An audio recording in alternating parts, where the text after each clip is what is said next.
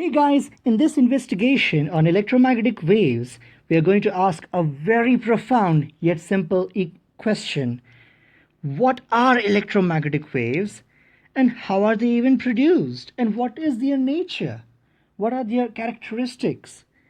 I'm sure you're wondering why I'm asking these questions at this moment when we have already talked so much about them in the past 3 lessons. But in order to get a very good feeling for electromagnetic waves, we need a very good grasp over Maxwell's equations and what they imply in a complete sense. These are the 4 Maxwell's equations which we have come across in the past. Gauss's laws for electrostatics and magnetostatics, Faraday-Lenz law, and the Maxwell-Ampere law. Now, while studying an electromagnetic wave in vacuum or in air, you do not have any enclosed charges, nor do you have any currents which you have to take into account. But when you are doing some other complicated system, these may come into the picture. But for simplicity, we'll ignore them. In order to produce wave equations with respect to electric field and magnetic field as shown here, what we must do is, using some basic vector algebra, we have to do some mathematical operations on the third and fourth equations here, using the first and second ones to get these, where electric field changes in space and in time, and they are both related with this term here, which determines the wave velocity. These are the properties or the characteristics of the medium through which the wave is propagating. There is one for electric field and magnetic field. What we know from the first 2 laws is as follows: that the electromagnetic wave propagates in the direction of k vector, where k vector is perpendicular to the oscillations of electric field and also the magnetic field. As the electric field oscillates in this fashion shown by the solid arrows, and the magnetic field oscillates in this fashion shown by the dotted arrows, the electromagnetic wave travels in this direction, which is denoted by k vector. Now this k vector has a magnitude equal to 2 pi by lambda, where lambda is the wavelength of the electromagnetic wave. K comes into the picture in this equation shown here, where omega is shown to be equal to c into k, where c is the velocity of light and omega the angular frequency. If modified appropriately, this will give you the same wave formula you have come across in the last class, that is in 11th standard, which is c is equal to f lambda. Remember? Now let's get a good feeling of what Ampere-Maxwell law tells us, which is pretty much simple, but there is something more to grasp on a core level. Now, when there is a curling magnetic field is produced in this fashion when there is an increasing electric field in this direction, or if there is a dou-d-dou-t in this direction shown by the blue arrow, there is an induced magnetic field around in a clockwise fashion if looked from the bottom. Now this is exactly what we would expect in the case if there was a current, there is a magnetic field around it shown by Ørsted. According to Faraday's law, if there is a magnetic field increasing in the downward direction, or equivalently if it is decreasing in the topward direction, you induce an electric field in the clockwise manner. This is exactly opposite to the right-hand thumb rule or the Maxwell corkscrew rule, which you have come across in the past, where you should have induced an anti-clockwise electric field, but here you induce a clockwise electric field when looked from the bottom. This is the implication of Faraday-Lenz law. Now, what are actually producing the electromagnetic waves? Who are the tireless producers? On the basis of our experience, we might imagine that magnetism exists on its own, as in the case of permanent magnets. But that is not true at the microscopic level. Inside these permanent magnets, there are moving charges that manifest into the magnetic field on our scale of reference. Now, static charges produce electrostatic fields, and steady currents produce steady magnetic fields, as shown by Ørsted. But that magnetic field does not produce electric field again. What can produce it is just in the case of accelerating charges, not just single velocity charges, accelerating charges. Only in that case do we get time-varying electric fields, which produce time-varying magnetic fields, and hence repeating the cycle of field interconversion, giving rise to electromagnetic waves.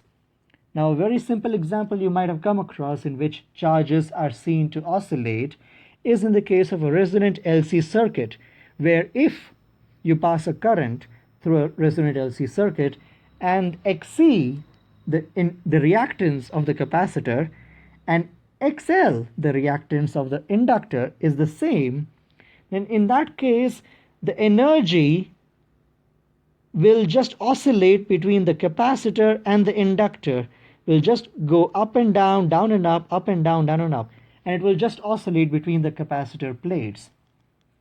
At one instant, this plate will be positive and the bottom plate will be negative, and vice versa in the other case. So the energy is oscillating. As a result of this oscillating charge energy, you'll produce electromagnetic waves. In a sense, you'll produce radio waves of a particular frequency, which is the same frequency as you will deduce by equating Xc is equal to XL, where omega is the frequency that you're looking for, actually F. So let's revisit Hertz experiment, where Heinrich Hertz experiment was the first experimental proof for the existence of electromagnetic waves. He built a spark gap transmitter apparatus, schematically shown here, to demonstrate the production of electromagnetic waves. And he could not, at the time he produced these waves, he produced radio waves for the first time, he could not come up with any applications of them. And he just deemed his experiment as a proof of Maxwell's theory. That's all.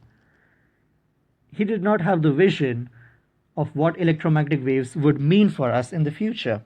Now, how it works is, when the switch A is closed, this one, a transient current passes through the inductor coil B, which gives rise to a time-varying magnetic field, which induces a current in the opposing coil, which has a higher number of turns.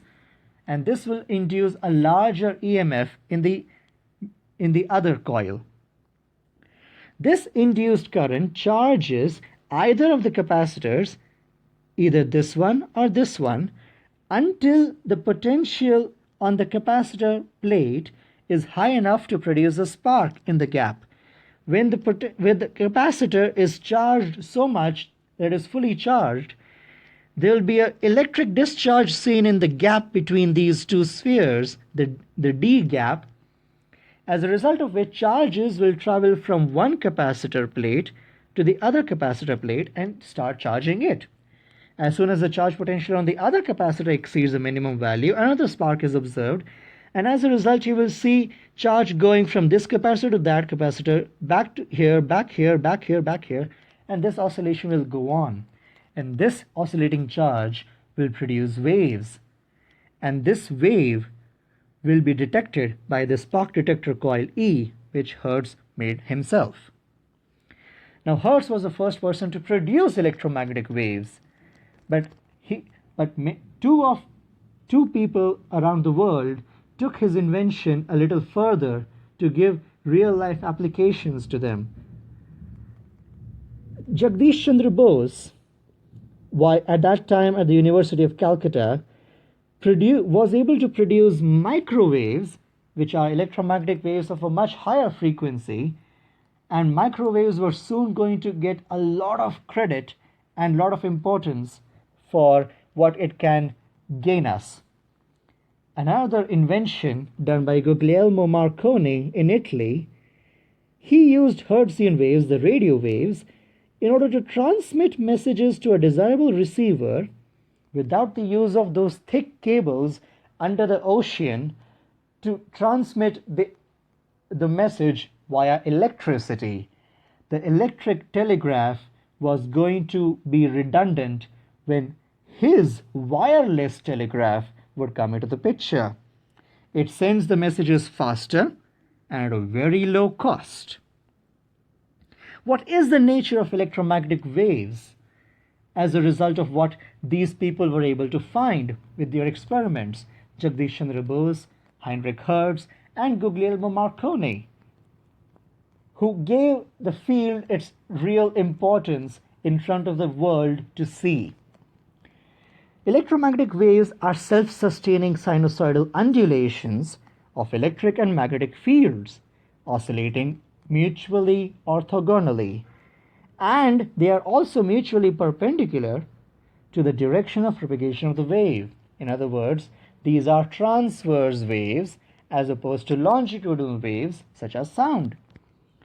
The magnitude of the electric field, the amplitude of the electric field, is equal to c times the amplitude of the magnetic field, where c is the speed of light. There is a huge scaling factor between these two amplitudes. These waves do not require a material medium to propagate. These are non-mechanical waves as opposed to mechanical waves, again, such as sound. The velocity of electromagnetic waves is given by this equation right here, where these terms in the denominator are properties of the material medium or the non-material medium through which the wave is propagating. Epsilon r and mu r being the relative permittivity and permeability of the medium. The refractive index of the medium through which the wave is propagating through is given by c by v, where c is a velocity in vacuum and v is a velocity in that medium, which is simply given as root epsilon r mu r, and it can be negative in special cases, although this might seem non-intuitive. How can this term inside the roots become a negative value, give you a negative refractive index? But it is possible. You need some more advanced theory for that. But as you can see here, if you pause, there are materials called metamaterials in which have a negative refractive index. Look into it. Now, the speed of light c in vacuum is a fundamental constant, and it is used most widely to define 1 meter, the SI unit of length. Now, being waves, they can be diffracted, as in the case of X-ray diffraction. They can be refracted, which we have come across in the past, and they can be polarized. And as a result of this polarization effect, you are able to visualize the 3D effects during watching 3D movies in theaters. There is a power transmitted in electromagnetic waves, some energy per unit time, which is given by the magnitude of the Poynting vector. The Poynting vector denoted by S vector, given by 1 by mu E cross B. This is not just multiplication, this is vector cross product. And the direction of the Poynting vector is the same as the propagation vector. Electromagnetic waves transport energy as well as momentum and exert a radiation pressure on material surfaces. Now, this radiation pressure is the reason why the sun is able to sustain itself. It is able to sustain its huge gravity. If gravity is trying to pull everything together towards the core, this radiation pressure due to the light produced in the core is trying to push everything out. And this is the consequence of electromagnetic waves. And here we have learned what electromagnetic waves are, how they are produced, how they come about as a result of Maxwell's equations. And in this lesson, we also learned how electromagnetic waves can be produced, and we also learned about their nature, being transverse, non-mechanical waves having a constant speed in vacuum, Thank you for listening.